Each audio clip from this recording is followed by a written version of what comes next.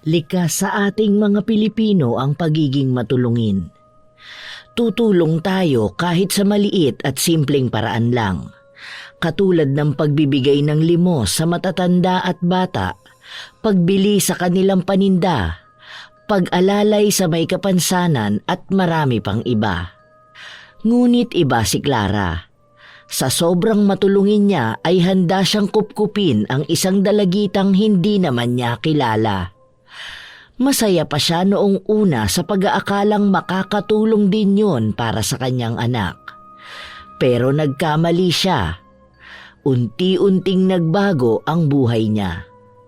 Nawalan siya ng kapatid. Naging tulala rin ang kanyang anak at hindi makausap. Ang isa sa pinaka-nakaapekto ay ang laging panghihina ng kanyang katawan. Pero sa tulong ng kanyang pamangkin ay natuklasan nila ang isang lihim ng tinulungan at kinupkop ni Clara.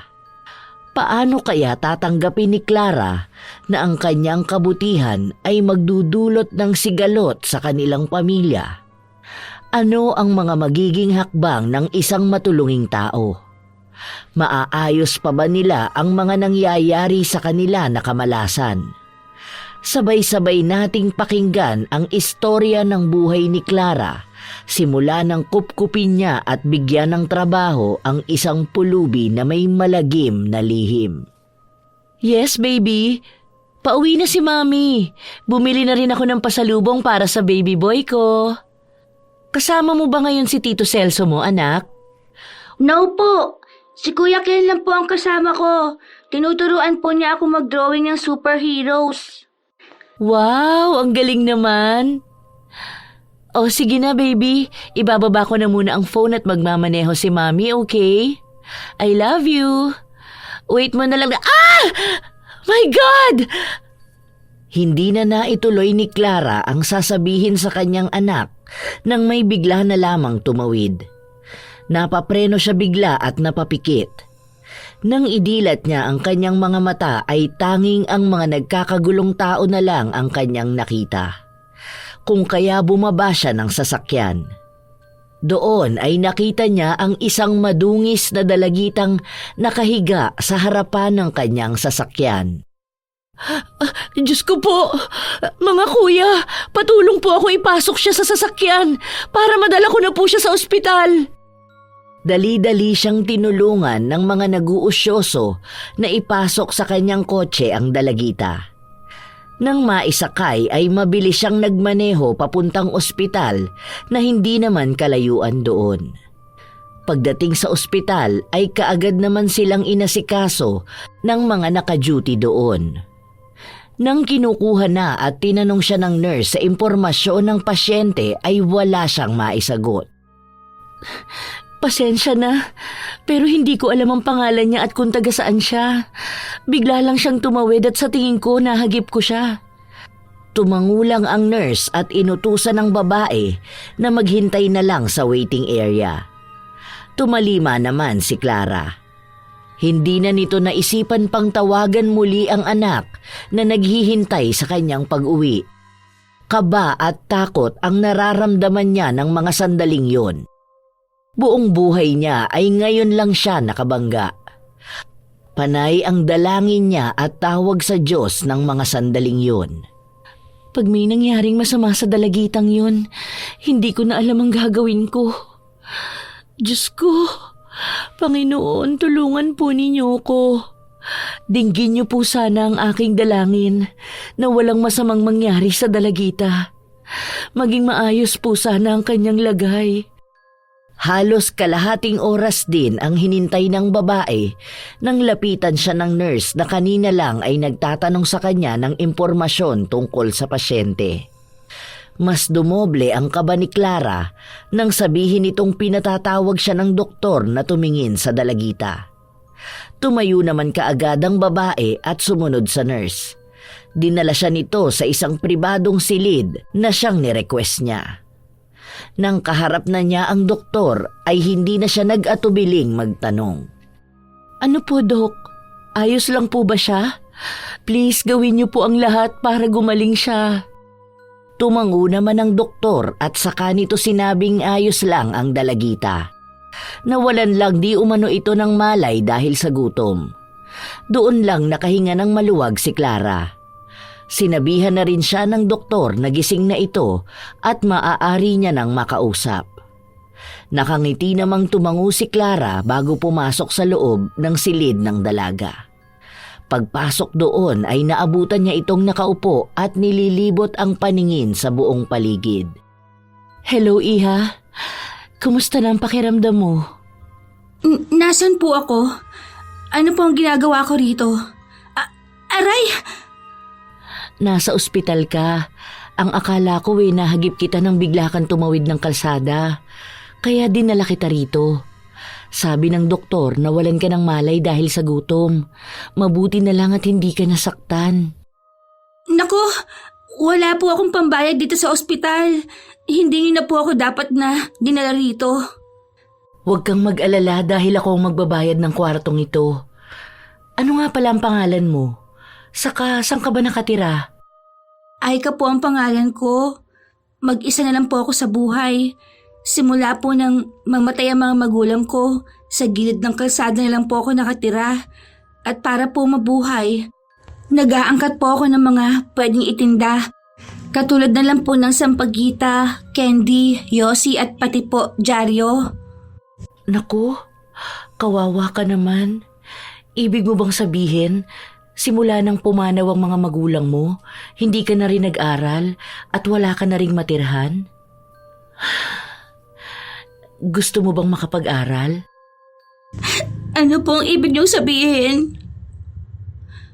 Kung ayos lang sa'yo, bibigyan kita ng trabaho at pag-aaralin kita. Papatirahin kita sa bahay at ako na ang bahala sa lahat. Pagkain, damit, gasto sa eskwela, lahat yan sasagutin ko. Basta pumayag kang alagaan ng nag-iisa kong anak. Pag-aaralin niyo po ako? Oo, basta pumayag kang magyaya sa anak ko. Sabi kasi sa kapatid yun dahil nag-iisa lang siya. Ano sa palagay mo? Ayos ba sa'yo yun? Ayos na ayos po! Gagawin ko po ang lahat ng gusto ninyo basta makapag-aral lang po ako at magkaroon ng matutulugan. Walang problema. Kanina pa tayo nag-uusap pero hindi ko man lang naipakilala ang sarili ko. Ako nga pala si Clara. Pwede po ba kayong tawaging Tita Clara? Oo naman. Sandali at tatanungin ko ang doktor kung may mga test pa sa'yo at kung kailangan mo pa magstay dito. Hindi pa man nakakasagot si Aika ay pumasok na ang doktor. Pinaliwanag lang nito kay Clara na wala silang nakitang kahit anong diferensya kay Aika at maaari na itong makalabas ng ospital. Kaagad namang inasikaso ni Clara ang lahat para makauwi na sila. Nang matapos yon ay isinama na ni Clara pa uwi sa kanila si Aika. 1 oras lang ang lumipas at narating na nila ang bahay ng mayamang babae. Labis namang namangha si Aika sa kanyang nakikita. Wow! Dito po kayo nakatira? Oo, at simula ngayon dito ka na rin titira. Ang mahal po siguro ng renta rito. Napakalaki na nga po ng bakuran. Ang laki-laki pa ng bahay. Para akong nakatayo sa harap ng isang palasyo. Hindi ko to nirerentahan. Ako mismo ang nagpatayo nito. Simula ngayon, magiging parte ka na ng aming pamilya. Kaya titira ka na sa palasyong ito. Tuwang-tuwa naman si Aika. Buong buhay niya ay ngayon lang siya nakakita ng ganito kalaking bahay. Iginiya ni Clara ang dalagitang manghang-mangha pa rin papasok sa loob. Sinalubong naman sila ni Ken at Kayden. Pagkakita ng batang si Kayden sa kanyang ina ay kaagad itong tumakbo palapit. Patalon pa itong yumakap bago humalik sa pisngi ng ina. Mami! Sa wakas, dumating ka na po! Mwah! Oh, baby! Oo nga pala, Ken. Ipahanda mo na ang lamesa para makakain na tayo. Dumating na rin ba si Tito Celso mo? Wala pa po si Tito Celso. Pero tumawag po siya na hahabol daw po siya sa hapunan. Ganun ba? O sige, ipaayos mo na ang lamesa. Baka nagugutom na si Aika. Sino po siya, Mami? Sinabi ni Clara sa anak na si Aika ang magiging kasama niya kapag nasa trabaho ang ina. Dahil patapos na rin ang klase, ay pansamantalang si Aika na muna ang bahala simula sa pag-aasikaso kay Kayden hanggang sa paghatid sundo sa eskwelahan. Nang maiayos na ang lamesa ay inaya na sila ni Ken sa komedor. Tara na po. Naiayos na po nila ang lamesa. Tara Aika, paniguradong gutom ka na. Sige po. Sabay-sabay na nagtungo sa komedor ang apat. Nang marating ang pupuntahan ay bumulaga sa kanilang harapan ang masaganang hapag. Hinawakan naman ni Kayden ang kamay ni Aika at inakay itong umupo sa kanyang tabi. Nakangiti namang naupo si Clara sa kanyang pwesto. Salamat. Nakangiting tumango ang batang lalaki. Bago sila magsimulang kumain ay nagdasal muna sila at si Kayden ang pinag-lead ng prayer ng kanyang ina.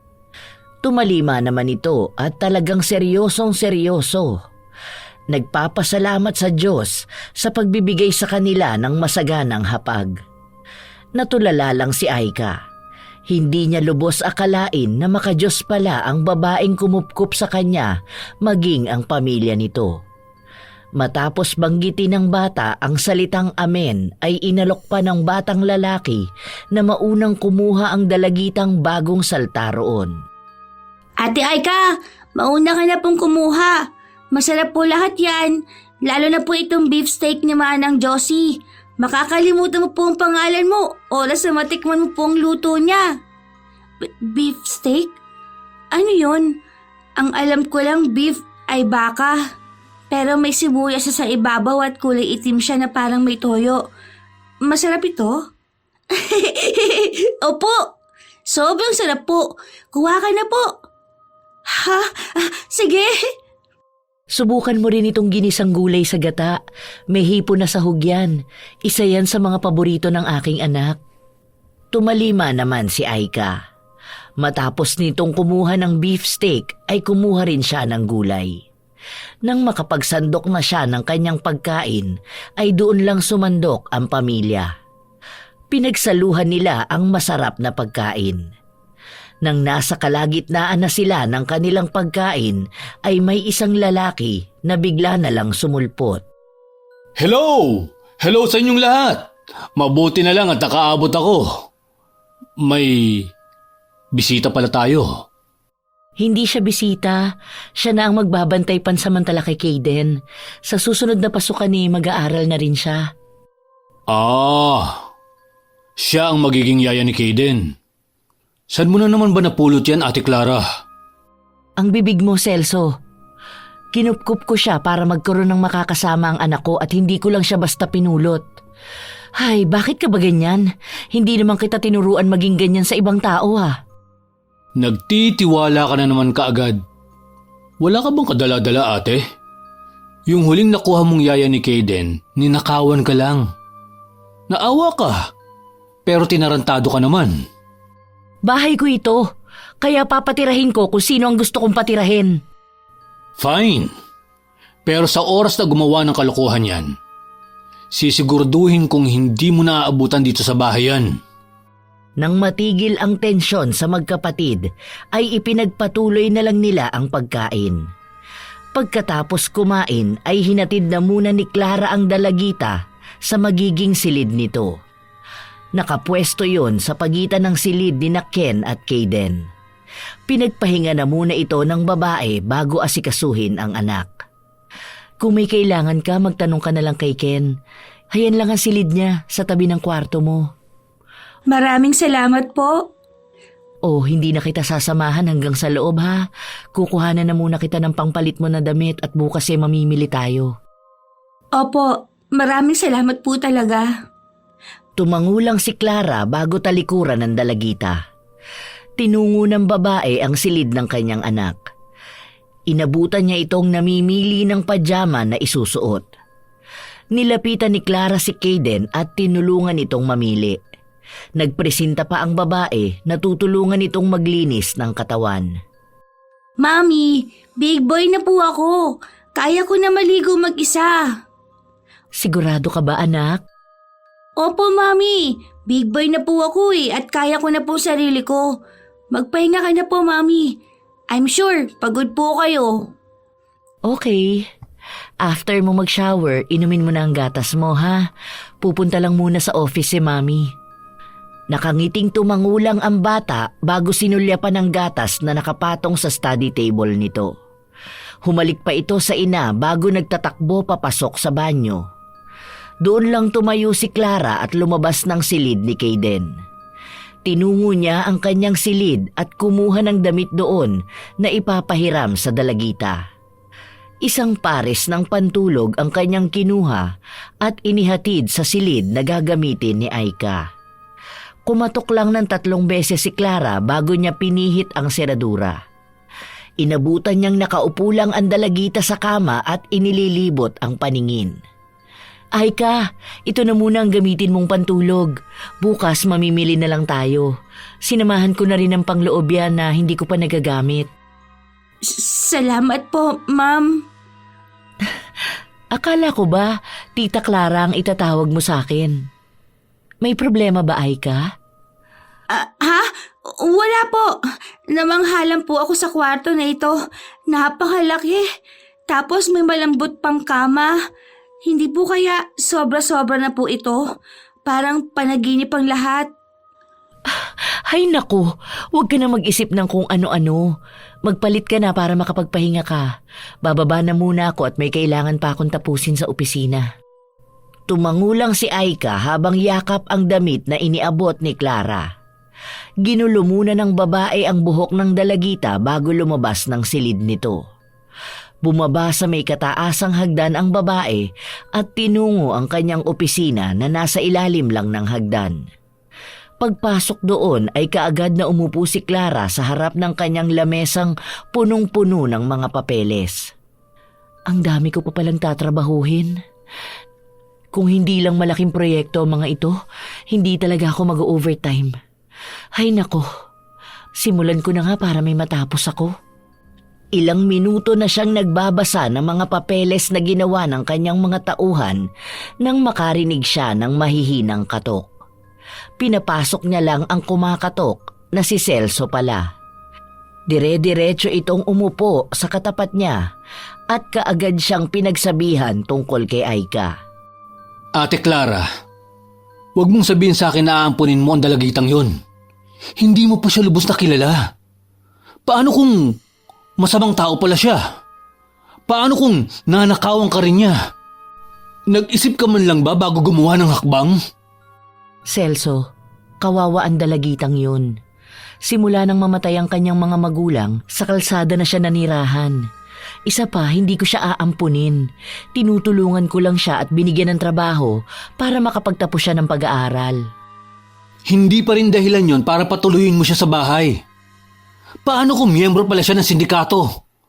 O mga akyat bahay gang? Matalino ka, ate. Gamitin mo naman yung utak mo. Saan mo naman nakuha ang mga ideya mong yan? Sa trabaho mo sa pagsusulat ng mga balita? Hindi masama ang hangad ko. Kaya malaki ang paniniwala kung hindi ako hahayaan ng Diyos na mapahamak. Ay, sana lang hindi mo pagsisiyan ang pagpapatira sa babae niyan dito. Babalaan lang kita, Ate Clara. Sa oras na may madiskubre ako mali dyan sa ampun mo, kakalad ka rin ko yung palabas ng bahay. At hindi na siya makakapasok pa uli dito. Kiming napangiti na lang si Clara sa nakababatang kapatid. Batid naman ng babae na nag-aalala lang ito sa kanya. Sapagkat ang huli niyang kinupkop at kinaawaan ay ninakawan siya ng mga gamit. Bumuntong hininga na lang si Clara bago niya itinuloy ang ginagawa. Doon lang tumayo si Celso at naglakad palabas ng opisina ng kanyang nakatatandang kapatid. Lumipas pa ang oras at nakaramdam na ng antok si Clara, kaya nagpasya siyang matulog na. Hindi na niya inayos ang iba pang natitirang papeles sa lamesa bago lumabas doon at umakyat sa ikalawang palapag. Bago siya dumiretso sa kanyang silid, ay dumaan muna siya sa silid ng anak. Nakita niyang natutulog na ito ng mahimbing. Hay, kailangan ko na talagang maglaan ng oras para sa baby boy ko. Ang bilis ng panahon at natatakot akong lumaki siya na malayo ang loob sa akin. Di bale, ipapasyal ko na lang siya sa Shangri-La bukas. Dahan-dahang isinara ni Clara ang pinto ng silid ng anak bago tinungo ang kanyang silid. Pagdating doon ay nagbihis lang siya at nahiga na para matulog. Kinabukasan ay nagising ang babae dahil sa mahihinang katok. Hindi niya sana papansinin yun, pero naririnig niya ang boses ng kanyang anak. Pagdilat niya ng kanyang mata ay nakita niyang pumasok ang kanyang anak at si Aika sa loob ng silid. Parehas na may dalang tray ang mga ito. Good morning, Mommy! Good morning po, Tita Clara. Oh, ano yung dala ninyo? Kape po at saka almusal. Naisip po kasi ni Kaden na dalhan po kayo rito sa kwarto. Para hindi ka na po mapagod sa pagbaba, Mami. Kaya nagpatulong po ako kay Ate Aika na dalhan ka po rito ng breakfast. Talaga? Ang sweet naman ng baby boy ko. Eh kayo ba? Nag-almusal na? Tapos na po kanina, Tita Clara. Maaga po kami nagising ni Kaden at nahihiya naman po kaming gisingin ka. Ganun ba? Naku, salamat sa pa-breakfast in bed niyo sa akin. Ay, dahil dito, mamamasyal tayo mamaya. Kaya magbihis na kayo. Aika, may damit sa ibabaw ng dresser ko. Kunin mo yun at isuot mo. Okay po, Tita. Talaga po! Yay! Mamamasyal kami! Masaya yun, Ate Aika. Makakabili na tayo ng new toy ko. Nagtatalon sa tuwa ang batang si Kaden. Nang makuha na ni Aika ang damit na sinasabi ni Clara ay inaya na niya ang bata na maligo na at magbihis. Sinimula na rin ni Clara ang pagkain ng kanyang almusal nang makalabas ang dalawa. Matapos kumain, dumiretso na siya sa banyo at naghanda na para sa kanilang pag-alis. Ilang minuto lang ay nakahanda na si Clara. Pagbaba niya sa unang palapag ay inabutan na niyang nagkikilitian sa sofa si Kaden at Aika. Hindi pa siya napansin ng mga ito kung hindi pa siya tumikhim. Handa na kayo? Yes, Mommy! Ay, si Kuya Ken po pala. Inaayos ng sasakyang gagamitin po natin.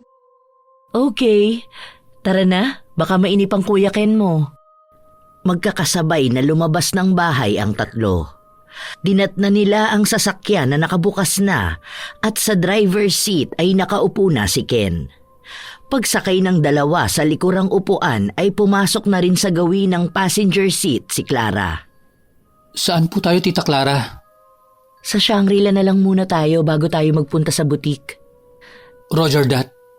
Nagmaneho na si Ken papunta sa Shangri-La. Ilang minuto lang ang biniyahe nila. Pagdating doon ay namili lang sila ng kung ano-ano.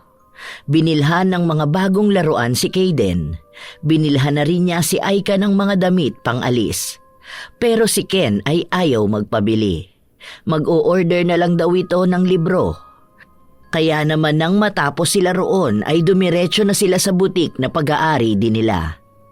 Doon na niya kinuhanan ng mga pangbahay at pantulog ang dalagita. Nang sumapit ang tanghalian ay umuwi na rin sila. Nagpaluto na lang ng bulalo si Clara sa kanilang kusinera. Pagdating nila sa bahay ay inilabas na kaagad ni Kaden at Aika ang binili para sa kanila. Oh, iligpit ninyo ang mga pinagbalutan ha.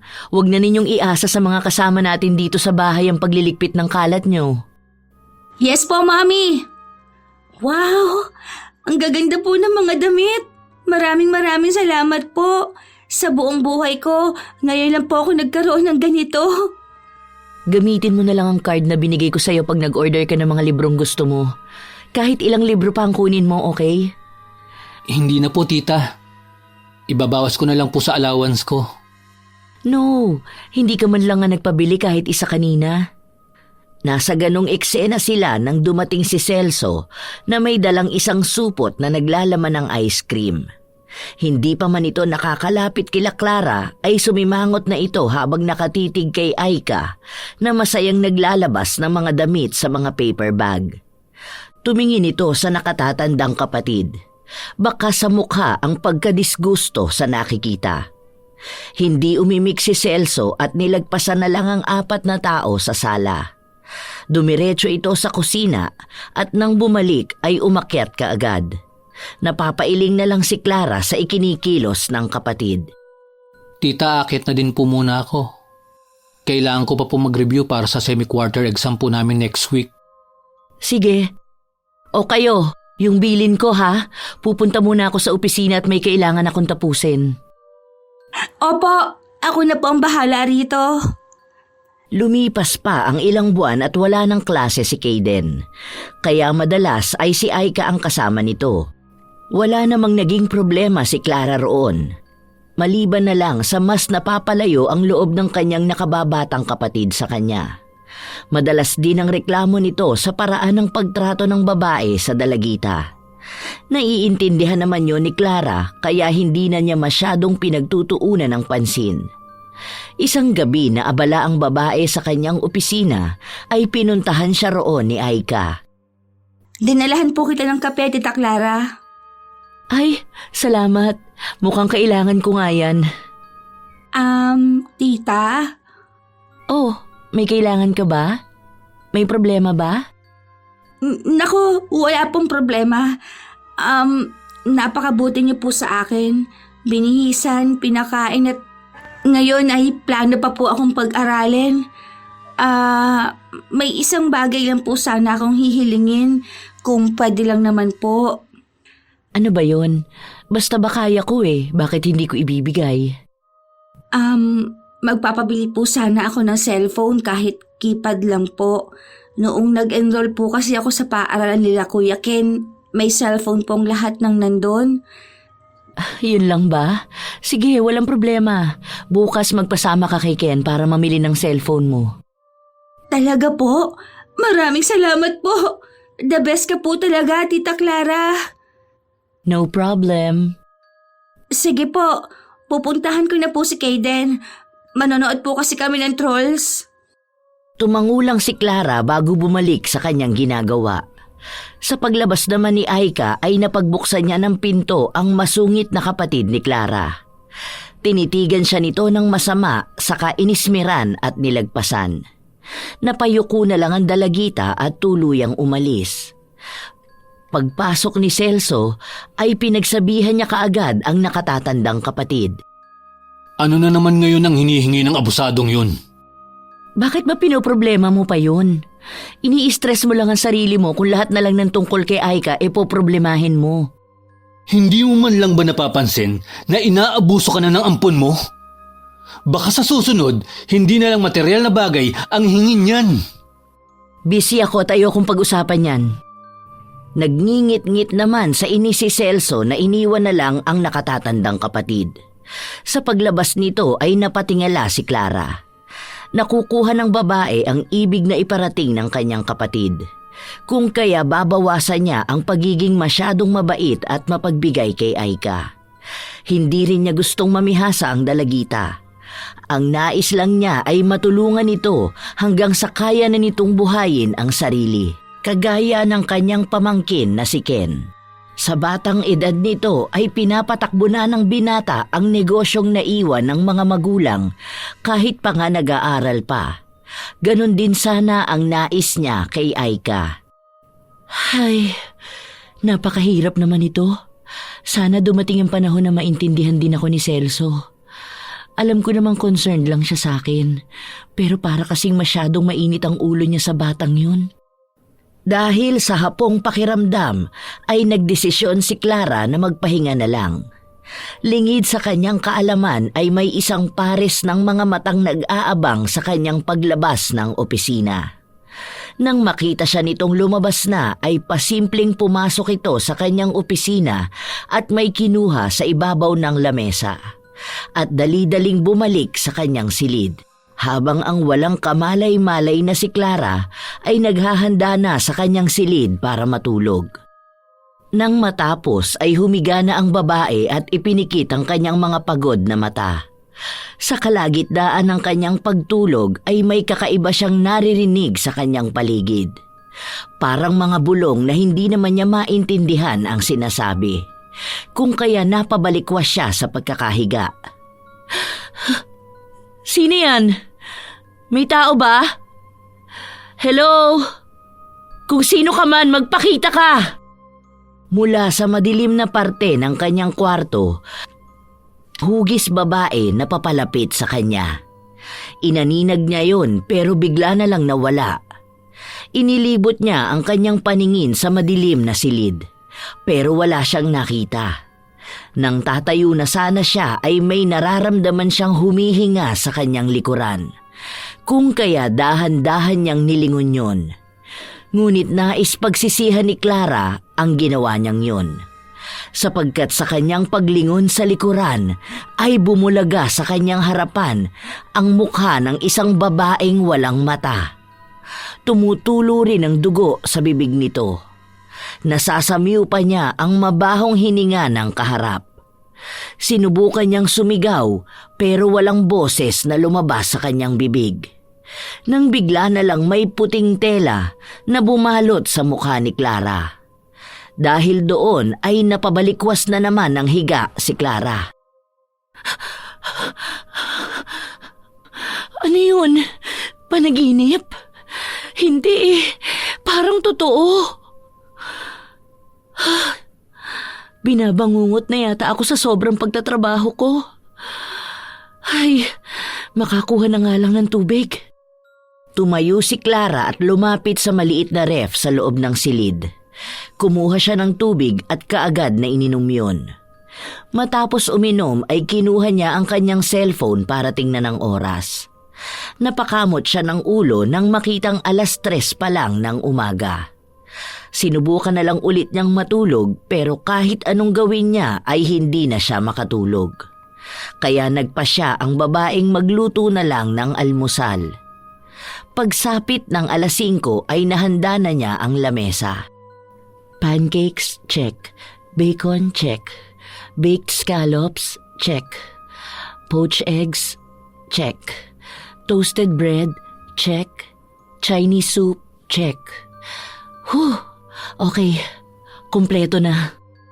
Pagkatapos nun ay naghanda na ng kape si Clara. Nasa ganoong ginagawa ang babae nang bigla na lang sumulpot si Ken. Nagkagulatan pa sila. Pero sandali lang yon. Kaagad na bumati lang si Ken at nagpresenta itong gigisingin na ang mga kasama sa bahay. Nagpasalamat lang si Clara sa pamangkin bago ipinagpatuloy ang ginagawa.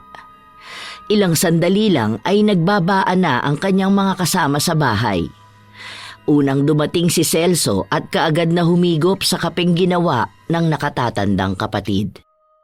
Ang aga mo yatang nagising ngayon, ate. Nagluto ka pa ng almusal. May sakit ka ba? Wala. Binangungot kasi ako. Alam mo yung nagising ka sa loob ng panaginip bago ka nagising sa totoong buhay? Ha? Ano? Nanaginip kasi ako na nagising ako dahil may mga naririnig akong bulungan. Akala ko pa nga may nakapasok na dito sa bahay. Pero ang nalilito ako ay tungkol dun sa babaeng walang mata. Nakakatakot ang itsura niya. Tapos bigla na lang may telang bumalot sa buong mukha ko. Ayun, dun ako nagising. Baka sinasabi sa panaginip mo na masyado ka nang nabubulagan sa ampon mo. At yung pagbalot naman ng tela sa mukha, baka sinasabi ron na kung magpapatuloy ka pa sa pang-i-spoil sa babaeng yun, maubos ka. Ay naku, kung ano-ano na naman niyang sinasabi mo. Paano naman nadamay si Aika sa panaginip ko? Ang sa akin lang, baka babala na yun sa'yo. Kokontra pa sana si Clara nang dumating na ang tatlo. Kaya sinenyasan na lang niya ang nakababatang kapatid na itikom na ang bibig. Pag-upo ng tatlo ay kaagad na nagdasal ng pasasalamat ang mga ito at pinagsaluhan ang masaganang hapag. Nang araw din na yon ay kabi-kabila ang kamalasan ni Clara. Ang mga pinagpaguran at pinagpuyatan nilang proyekto ay nireject ng kliyente at pinare-revise yun.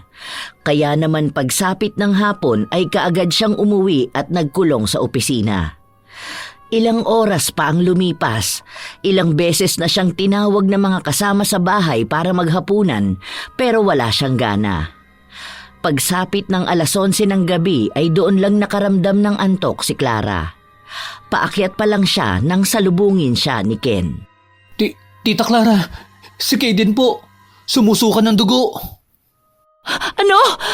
Ihanda mo ang sasakyan! Aika! Kunin mo ang bag ko sa kwarto, bilis!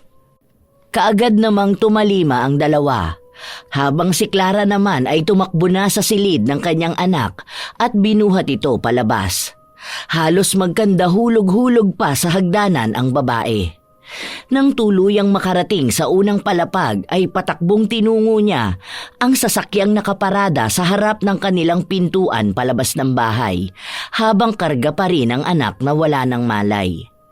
Isinakay naman kaagad ni Aika ang bag ni Clara sa loob ng sasakyan habang si Ken ay nakaupo na sa driver's seat. Aika, maiwan ka na dito para kung sakaling may kailangang ihanda, may ayos mo kaagad. Sige, balitaan mo po ako kaagad, Kuya Ken. Pagkasara ng pinto ng sasakyan ay kaagad na pinaandaryo ni Ken. Habang si Clara naman ay panay ang iyak habang yakap-yakap ang anak na walang malay. Ilang minuto lang ay narating na nila ang ospital. Dahil kilala si Clara doon ay inasikaso sila kaagad ng mga nurse. Panay naman ang alalay ni Ken sa kanyang tita nang kunin na ng mga doktor si Kaden para gamutin. Habang ang dalagita namang naiwan sa malaking bahay ay may malaking ngisi sa labi. Tingnan mo nga naman talaga ang swerte. Akalain mong tatalab pala ang natutunan ko kay Lola. Pasensya na, Kaden. Dahil habang buhay ka, hindi ko masasolo si Tita Clara. Baka imbis na may makuha ako sa yaman niya, mapurnada pa. Si Tito Celso na walang isusunod ko. Tapos gagayumahin ko si Kuya Ken. Paniguradong marami ding yamang tinatago ang isang yon. Mabuti na lang, magaling akong umarte. Nasa ganoong eksena siya nang bigla na lang bumukas ang pinto ng kanyang kwarto. Iniluwanon ang galit na si Celso. Tatanungin pa lang sana niya ito kung ano ang kailangan, pero bigla na lang siyang sinampal nito na siyang ikinabagsak niya. Hayop kang demonyo ka! Anong ginawa mo sa pamangkin ko? Ang kapal talaga ng mukha mo. Matapos kang bihisan at palamunin ng ate ko, ganyan pa ang gagawin mo. Anong sinasabi ninyo? Hindi ko po kayo maintindihan. Huwag ka nang magmaang-maangan. Sigurado ko na may ginawa ka, kaya nasa ospital ngayon si Kaden. Hindi ko po talaga kayo maintindihan, Tito Celso. Ano po bang pinagsasabi ninyo? Hindi ko po magagawa yun kay Kaden. Para ko na po siyang kapatid. Sinungaling! Kriminal! Halimaw ka! Akala mo ba, hindi kita pinaimbestigahan? Alam ko na ang lihim mo. Ikaw mismo ang pumatay sa mga magulang mo, pati sa mga kapatid mo. Paano ako maniniwala na wala kang ginawa sa pamangkin ko? Natahimik si Aika sa narinig. Dahan-dahan siyang tumayo habang nakayuko. Balak sanang suguring muli ni Celso ang dalagita nang bigla na lang itong tumawa ng napakalakas na animoy na babaliw na. Mas lalo namang nagalit si Celso sa ginawa ng dalagita. Lumakad pa ito palapit sa lalaki at nagbitaw ng mga salitang nagpahilakbot sa kanya. Alam mo na pala, bakit ko pa nga naman ililihim yun? Total ay mawawala ka na sa landas ko, sasabihin ko na sa iyong lahat. Totoong ako ang pumatay sa sarili kong pamilya, pero hindi man lang sumayad ang dulo ng daliri ko sa kanila. Isa pa, nararapat lang yun sa kanila. Masyado kasi silang nangingialam sa buhay ko eh. Hindi naman nila maibigay ang buhay na gusto ko. Hayop ka talaga! Hindi ka na dapat pa pinatuloy ni ate dito! Hindi pa ako tapos. Alam mo rin ba na umiikot na ang buhay niyo sa mga palad ko? Kayang-kaya ko kayong tanggalin lahat sa buhay ni Tita Clara. Nang sa ganon, masasolo ko siya. Gusto mo bang malaman kung paano? Lintik kang demonyo ka! Bago mo pa ubusin ang pamilya ko, papatayin na kita! Nasa ganoong eksena sila nang marinig ni Aika ang tunog ng sasakyang kararating lang. Mabilis ang naging kilos ng dalagita at kaagad na may dinakot sa loob ng kanyang bulsa na pulbo at sinalubong ang galit na si Celso. Sinaboy niya ang pulbong yon sa mukha ng lalaki. Nang akmang aatras ang lalaki, ay kaagad na hinila ni Aika ito. Dahilan para sabay silang bumagsak sa sahig. Nasa ilalim ang dalagita at nasa ibabaw naman ang lalaki. Mahigpit na niyakap sa lieg ni Aika si Celso. Baliw ka! Anong ginagawa mo? Bitiwan mo nga ako! Dito ka na magtatapos. Tatayo na sana si Celso nang may mga salitang binigkas si Aika na naging dahilan para biglaang manghina ang katawan ng lalaki. Naging dahilan yon para maging parang lantang gulay ang kanyang katawan sa ibabaw ni Aika. Kinuha namang pagkakataon yon ng dalagita para tanggalin ang pagkakabutones ng polo ng lalaki at saka siya nagsisigaw. Napangisi pa siya bago nag-iyak-iyakan nang makarinig ng tunog ng takong na halatang nagmamadali. Huwag po, Tito Celso! Tulong! Tulungan niyo po ako! Parang awa niyo na po! Wag! Ilang sandali pa ay nakatayo na si Clara sa harap ng nakabukas na pinto ng silid ni Aika. Namilog ang mga mata nito sa nasaksihan. Mas lalo namang nagsisigaw si Aika. Habang natulos sa kanyang kinatatayuan ang babaeng kararating lang, hindi ito makapaniwala sa nakikita. Nang matauhan ay lumapit ito sa kapatid na nakapatong sa ibabaw ng dalagitang kinupkup niya. Marahas na itinulak niya patagilid ito para maalis sa ibabaw ni Aika. Umupo naman ang lalaki sa gilid ng dalagita. Blanko ang mga mata nito na nakatitig lang sa kapatid na ngayon ay yakap-yakap na ang dalagitang kanina lang ay nakahiga sa sahig. Paano mo nagawa ito, Celso? Anong masamang hangin ang pumasok sa kukote mo? Nagda-drugs ka ba? Adik ka ba? Tita, natatakot po ako. Maayos naman po akong kinakausap kanina ni Tito Celso nang bigla na lang niya akong hilahin at paghahalikan. Hinawakan niya rin po ako sa aking dibdib. Bakit, Celso? Bakit mo ginawa ito? Ipakukulong kita kahit nakapatid pa kita! Ngunit kahit na anong sabihin ni Clara ay blanko lang ang tingin ni Celso sa kanya. Hindi rin ito nagsasalita, kaya kaagad na hinugot ni Clara ang cellphone na nasa kanyang bulsa at tumawag ng mga pulis. Wala pang ilang minuto, dumating na ang mga ito at inaresto si Celso. Para naman itong manikang sumusunod lang sa agos. Hindi man lang ito naglaban o nagsalita. Nang makuha na si Celso ay pinakalma ni Clara ang dalagitang hanggang ngayon ay umiiyak pa rin. Patawarin mo ko.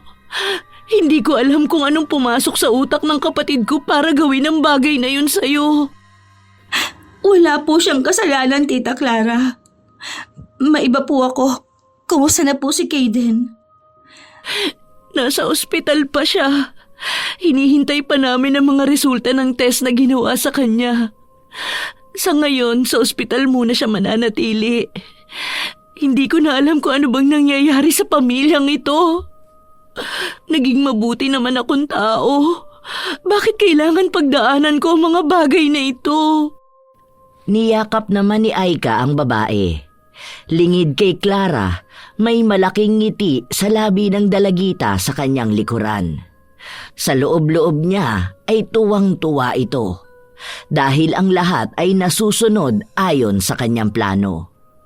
Nang humiwalay sa pagkakayakap si Clara ay muling nagpalit ng mukha si Aika bilang malungkot. Umuwi nga lang pala ako para kumuha ng gamit ni Kaden. Mamaya uuwi rin si Ken dito. Ikaw na muna ang bahala dito sa bahay, ha? Opo, huwag niyo na po akong alalahanin. Gusto po ba ninyo ako na ang maghanda ng mga gamit ni Kaden? Ititimpla ko po muna kayo ng kape para kahit papaano gumaan ang pakiramdam ninyo. Sigurado ka ba? Sige, salamat Aika. Pasensya ka na talaga sa nangyari. Huwag niyo na po munang isipin yun. Mas okay po na si Kaden po muna ang alalahanin nating lahat.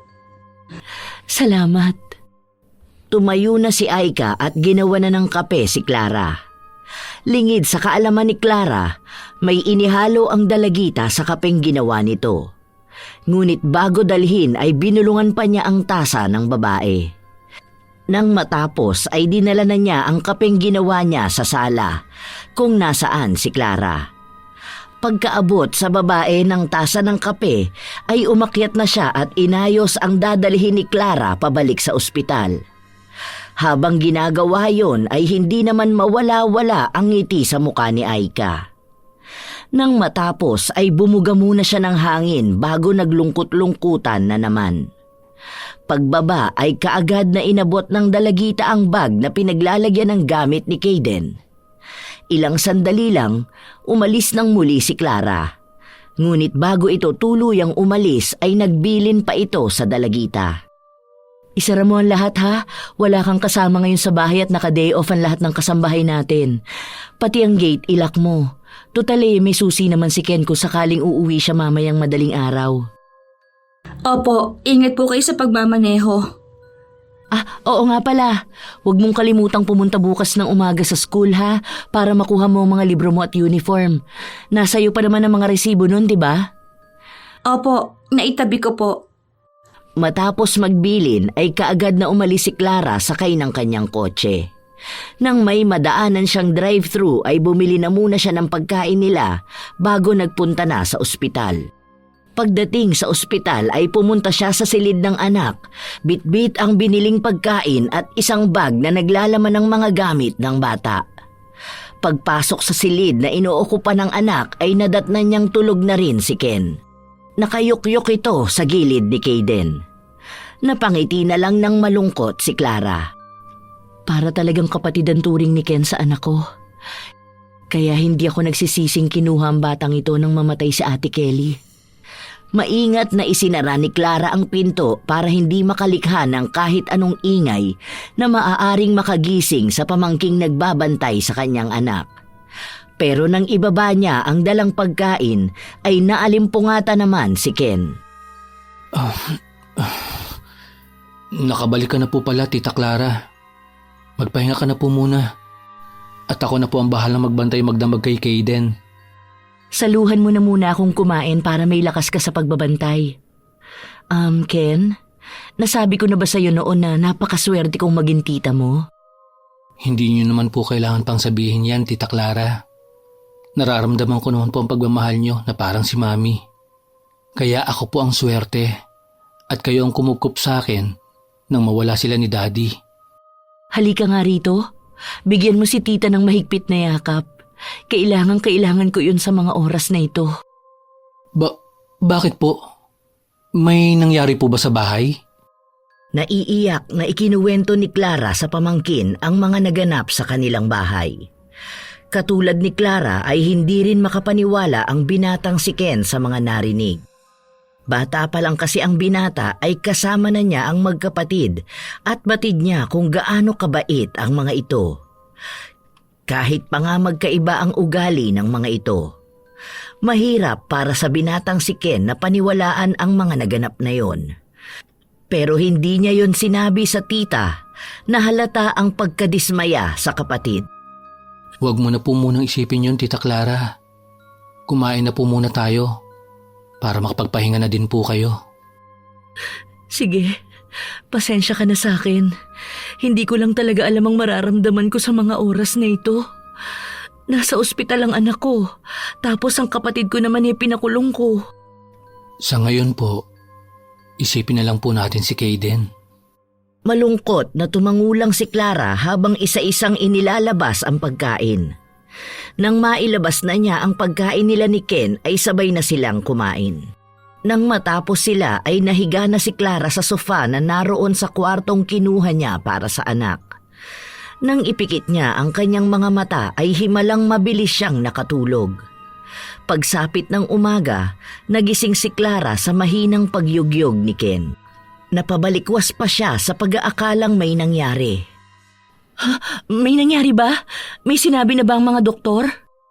Po? Wala po. Magpapaalam lang po sana ako. Nauuwi po muna ako.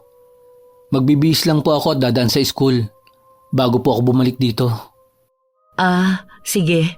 Ako na muna ang bahala rito. Magpahinga ka na rin muna. Magdamag kang nagbantay sa anak ko. Paniguradong wala ka pang tulog. Mag-ingat ka sa pagmamaneho, ha? Opo, Tita Clara. Babalik po ako dito bago ang tanghalian. Sa paglabas sa kwarto ni Ken ay nakatanggap naman ng tawag si Clara galing kay Aika. Sinabi lang nito na nasa eskwelahan na siya at nakapila sa pagkuha ng kanyang mga libro. Pagkatapos nun ay pinutol na rin ito ang tawag. Doon lang naalala ni Clara na hindi nito nabanggit sa dalagita na uuwi si Ken at baka maabutan pa siya nito sa eskwelahan. Ay, nakalimutan kong sabihin na uuwi si Ken at pupunta rin sa school. Sana mag-abot sila para hindi na mag-commute si Aika. Habang si Ken naman ay nagmamaneho pa uwi sa malaking bahay. Lumipas ang ilang minuto, nakarating na rin siya. Nang makapasok na siya sa bahay ay kaagad na hinanap ng binata si Aika. Pumunta siya sa kusina para tingnan ito. Nang hindi makita ang dalagita ay umakyat na siya sa ikalawang palapag at sinubukang kumatok sa loob ng silid nito. Nakailang katok na siya ay wala pa rin siyang nakukuhang sagot mula kay Aika.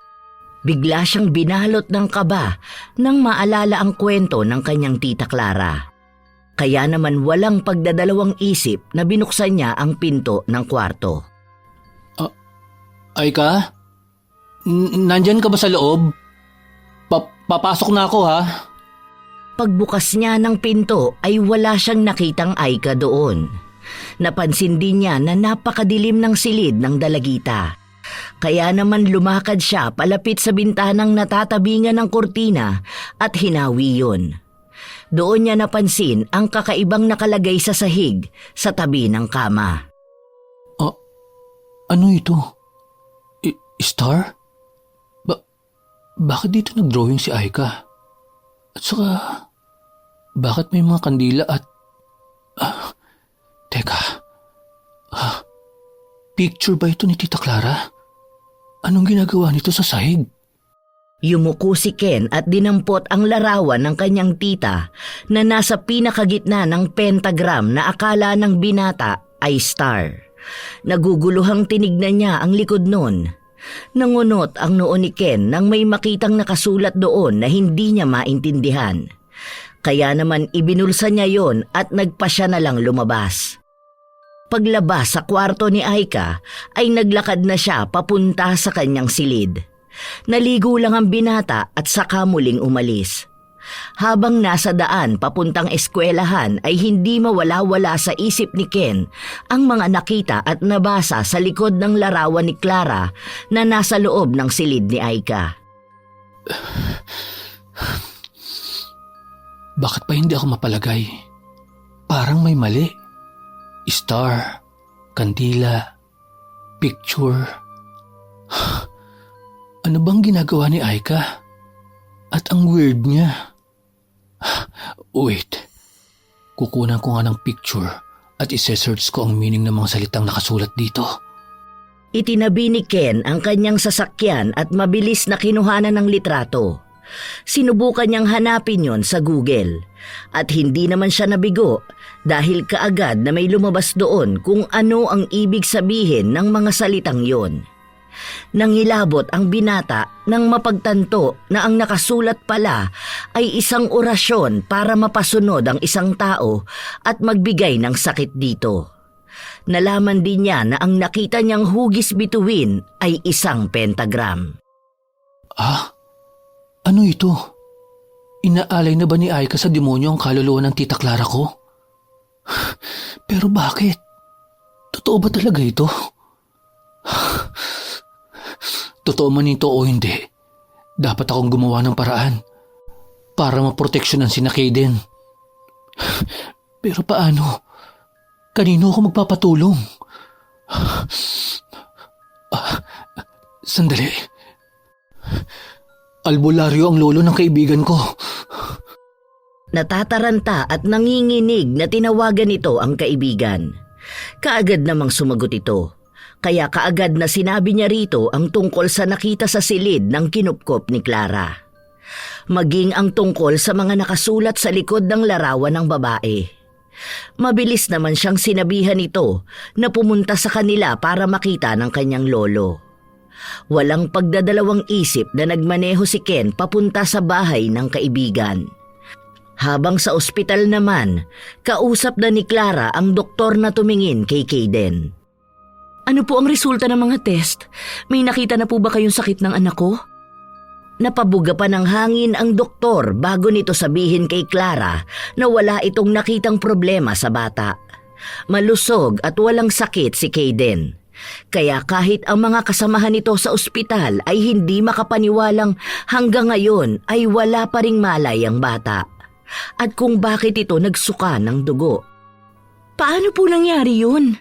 Dugo na ang sinusuka ng aking anak, tapos hanggang ngayon wala pa rin siyang malay. Dok, parang awa niyo na. Gawin niyo po ang lahat para sa anak ko.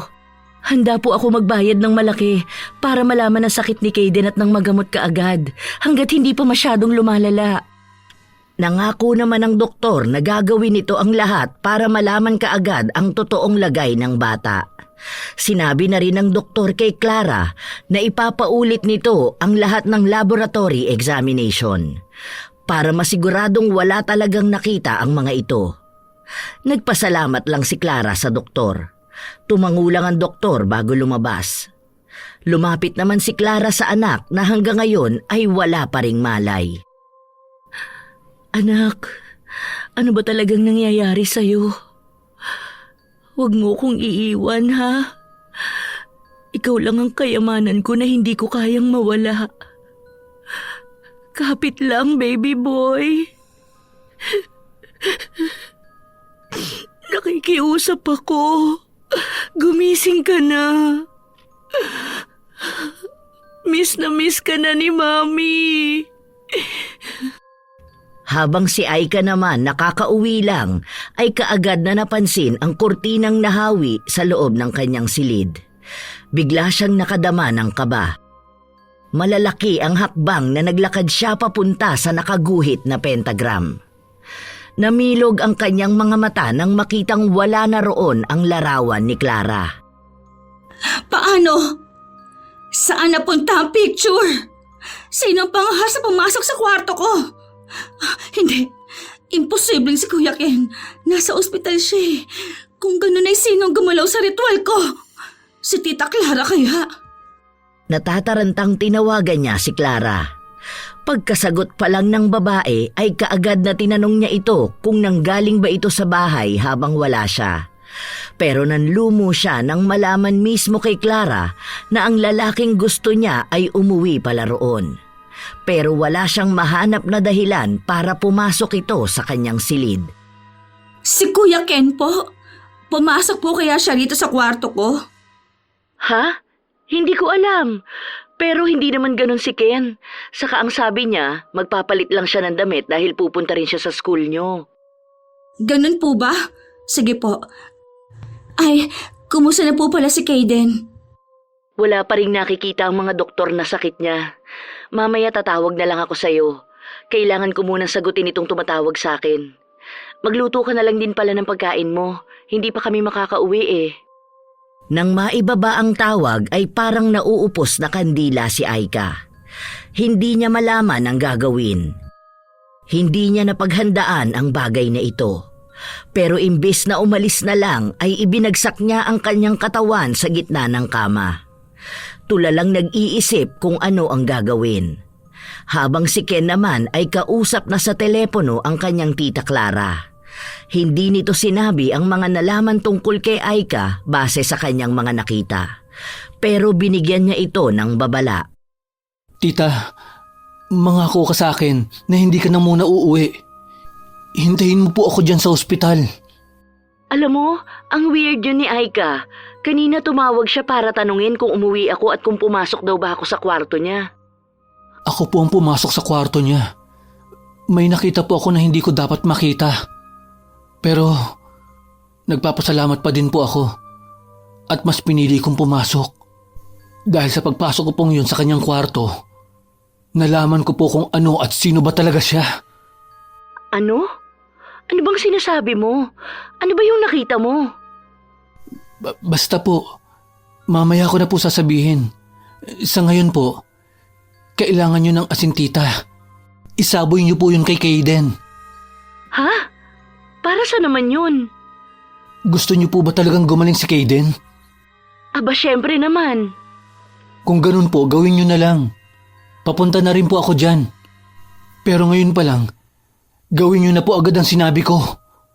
Sumang-ayon na lang si Clara kahit pa nga siya ay nagtataka.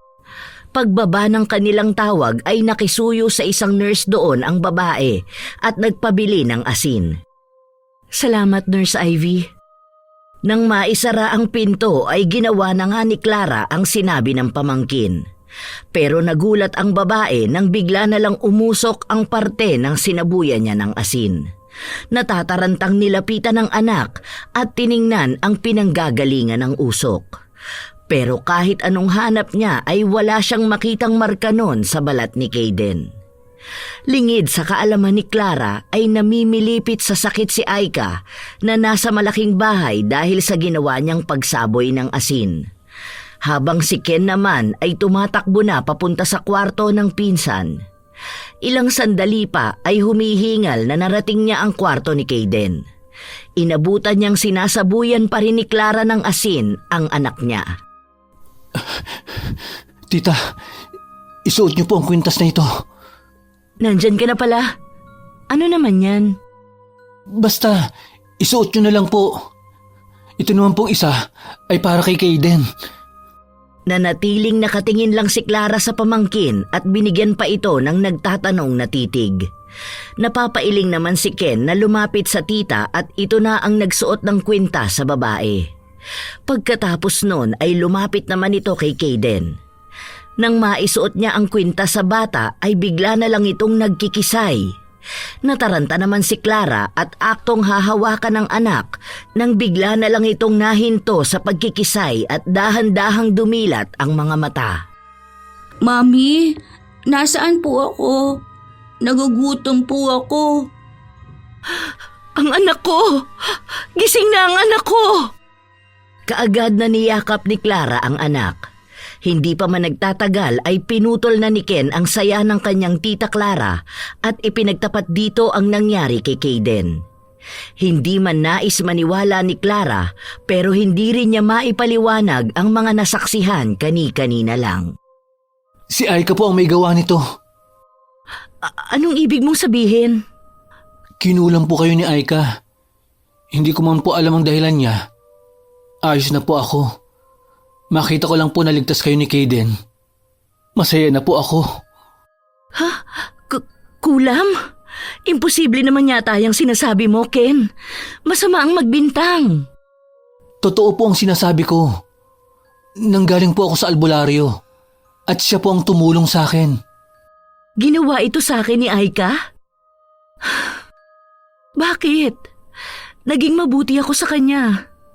Itrinato ko siya na parang kadugo ko. Sandali, si Celso. May posibilidad na hindi totoo ang lahat ng nangyari at palabas lang yun ni Aika. Palabas lang niya na pinagtangkaan siyang gahasain ng kapatid ko. Pwede po. Kung gano'n ay maghaharap kami. Maiwan ka na muna rito. Bantayan mo si Kayden, ha? Kailangan makausap ko agad si Aika habang hindi pa siya nakakatakas. Ako na po ang bahala kay Kayden. Matapos sabihin niyo ni Ken ay patakbong nagpunta ng parking area si Clara. Sumakay siya sa kanyang kotse at paharurot na nagtungo sa malaking bahay. Ilang minuto lang ay nakauwi na siya. Nakabukas lang ang gate nun kaya naman nakapasok kaagad si Clara. Pagbaba pa lang ng sasakyan ay nagsisigaw na siya hanggang sa makapasok sa loob. Aika! Nasaan ka? Wala kang utang na loob! Magpakita ka sa akin! Huwag mo akong pinagtataguan! Ngunit kahit anong sigaw ang gawin ni Clara ay walang Aika na lumalapit sa kanya. Doon na siya nagtungo sa kwarto nito. Ngunit walang Aika na natagpuan doon si Clara. Ang lahat ng kabinet ay nakabukas at wala ng mga laman. Lintik! Natakasan kami! Kaagad na tinawagan ni Clara ang numero ni Aika pero hindi ito sumasagot. Dala ng galit ay ibinato niya ang kanyang telepono. Napaupo na lang sa sahig ang babae sa labis na panlulumo. Bakit? Bakit ganito ang sukli sa pagiging mabuti ko? Gusto ko lang naman na makatulong. Panginoon ko, iligtas mo po kami ng aking pamilya sa nangyaring ito. Batid kong kasalanan ko ang lahat. Nagpatira ako ng isang anay sa aking pamamahay. Masakit man para kay Clara ang mga nangyari, idinaan na lang niya sa pagdadasal yon. Kahit ganun pa ang nangyari, ay nagpapasalamat pa rin siya sa Diyos dahil maayos na ang kanyang anak. Nakalabas na rin ito sa ospital. Habang namatay naman si Celso sa loob ng kulungan nang magkaroon ng rumble doon, ay isa sa puso niya ang lahat ng masasayang alaala nila ng kapatid.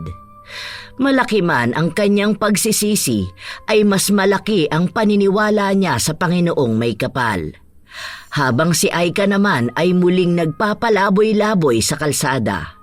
Ngunit hindi tulad ng dati na madali siyang nakakakuha ng simpatya. Dahil ngayon ay pinandidirihan na siya ng lahat ng kanyang nasasalubong. Hindi dahil sa amoy niya, kundi sa itsura ng kanyang balat. Butas-butas ito gawa ng nasunog ang mga yon dahil sa asin na isinaboy kay Kayden. Pinapaalala sa atin ang istorya ni Clara na hindi tayo dapat na magtiwala kaagad sa mga taong hindi naman natin kakilala. Maging bukas din tayo sa sinasabi ng iba, lalo na kung sa ating ikabubuti naman ito. Isa pa, kahit pa nga mabuti ang ating hangad, hindi ibig sabihin ay mabuti rin ang ibabalik sa atin ng ating tinulungan. Sa panig naman ni Aika, sana ay matuto na siya sa mga pagkakamaling nagawa niya sa taong inilaban at tinulungan siya. Huwag maghangad ng yaman ng ibang tao dahil tayo lang din ang makapagpapayaman sa ating sarili.